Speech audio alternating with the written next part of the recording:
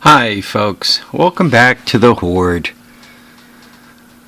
Let's see, so about 38 degrees, 35, whatever out here, not a bad day.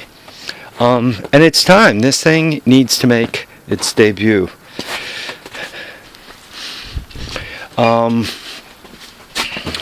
Quickly, people that are just finding this video, 2000 even, this was the Craigslist deal.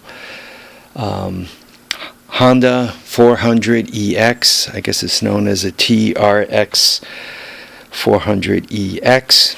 I bought it. It appeared,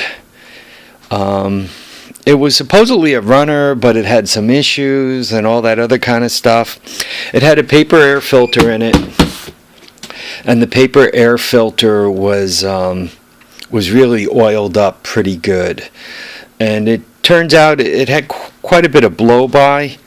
The piston rings, which was putting oil into the air filter box, and then the air filter box, inhaling that oil, saturated the air filter, and once the air filter's saturated, it's running rich and all kinds of other stuff. From all the work I did on this bike, there are a couple of things, like the wire for neutral is just kind of wrapped around the sensor on the engine. At some point this case was taken off, and I'm going to use the word glued back on, siliconed back on. The guy I got it from seems to have a source of these things, because he's put up another one or two since I bought this. So he seems to be getting these 400Xs from someplace. And also, when you look at the key, right, it says 400 on it. I'm thinking he's I don't know where he's getting them from, but he seems to be getting them all pretty close to the same year, give or take a couple. And so, yeah, I'm not quite sure what his source of these things are. Since I've got it, I checked the compression, which came in, considering it's got a compression release okay, perhaps a tad low. I did a leak back on it. The cylinder head is nice and tight.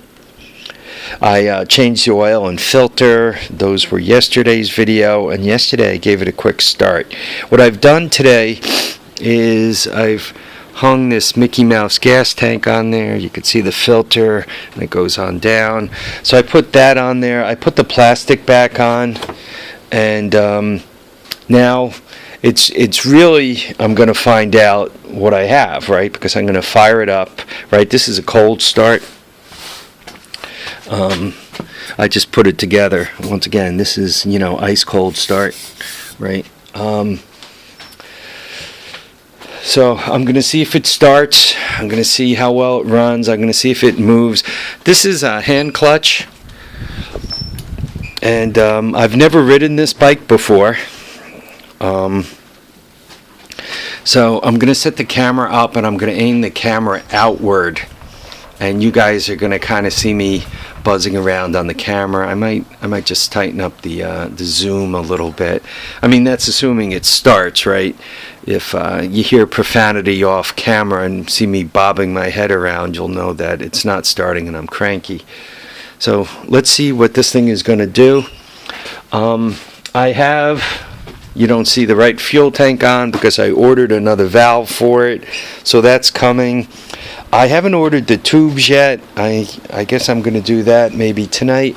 And it's got the metal mesh of an air filter on it, but it doesn't have the foam element. I'm going to order it an air cleaner also. Once again, it's got the full snout and box and metal mesh, but it's not wearing the right air cleaner. Given that it's not dusty out, I'm kind of running it through the snow, and I'm not going to really rip-roar it. Hopefully I'm not going to hurt anything. So you guys have waited a while. Might as well show you what I'm going to do. I'm just going to zoom that in a little bit. And you guys are going to see me out there taking a little ride. Once again, assuming it starts and behaves and all that.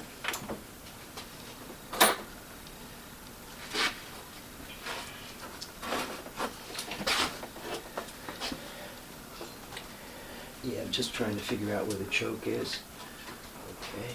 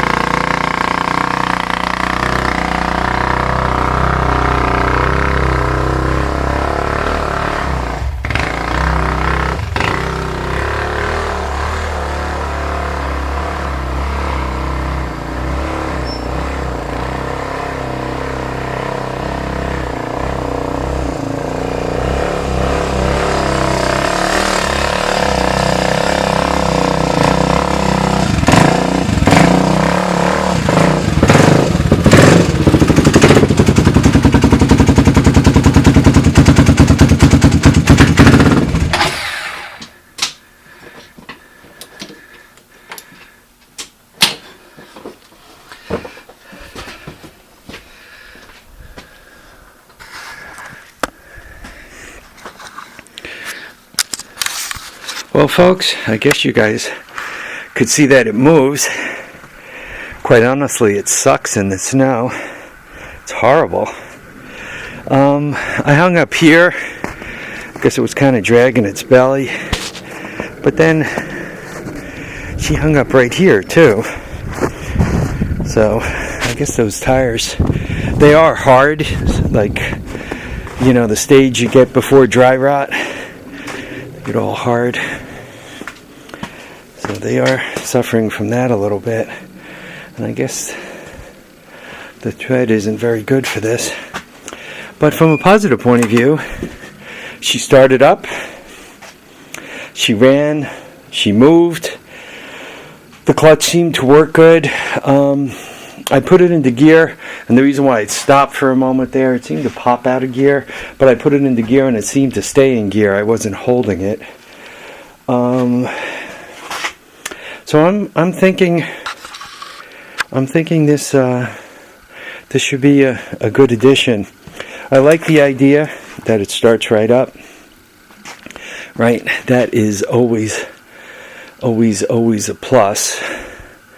So till the parts come in, I'm kind of done with this. There's really not a lot I can do. So what I like this bike because it's a cool bike, but from a bikes that I really enjoy and ride, and I'm not getting rid of this, so nobody needs to offer me $50. I'm not selling it. But from a bike I like point of view, it's missing a few things. First of all, it doesn't have reverse, and I kind of like reverse because without reverse you got to get off and pick it up and put it down. So that's kind of a strike one for this bike. Strike two, though it seems to start easy, piece of cake, starts and runs good. But strike two on this bike is I like a backup Kickstarter. I rarely use them, but I like the idea that they exist, or a pull starter. I prefer a pull starter to a Kickstarter. So that's kind of a strike two for this bike. And strike three, I mean, some of you guys are like, what are you, a wuss? But I'm not one really for hand clutches. I'm sure there's folks out there who say, man, I wouldn't own a quad if it didn't have an air hand clutch, and real men drive hand clutch. Yeah, I know how to drive hand clutch, or manual, or whatever you want to call it, standard transmission. But when I'm riding a quad, a lot of times I'm maneuvering them in tight areas, and hand clutch, standard transmission, lack of reverse are a pest. I could deal with it, but it's a pest. So, not my favorite for those reasons. The next project I really want to get going on, and part of it is to start cleaning up, is I think I want to get going on this Lakota. You guys know the deal on this. This is the second Lakota in the fleet. The first Lakota is at my son's house in Pennsylvania. I bought the first Lakota here in New York from a buddy of mine who wasn't using it anymore. He bought it for hunting. It didn't have that many hours on it. So that Lakota had carburetor issues. I got it running, got it out to my son. My son bought this one here, and this one had jumped time, and it tapped the intake valve. A lot of times when they jump time, it taps the intake valve, and it just slightly tapped it, just barely. But I replaced the valve, I cut the valve. There's some videos on that out there. What I need to do is change the timing chain and put the whole thing together. So I think it's about time for me to do that. On the Lakota, I like the idea that A, it has reverse, B, it has backup pull start, C, it's an automatic transmission, and lastly, there's racks all over this thing. So it's a lot, quite honestly, it's a lot like my 300,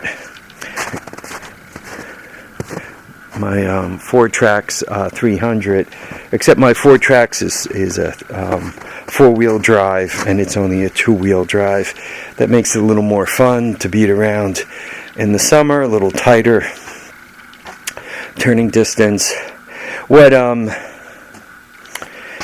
doesn't thrill me about it is it's heavy. The Lakota is a heavy bike. That's probably why the Ford Trax 200, the TRX 200 SX,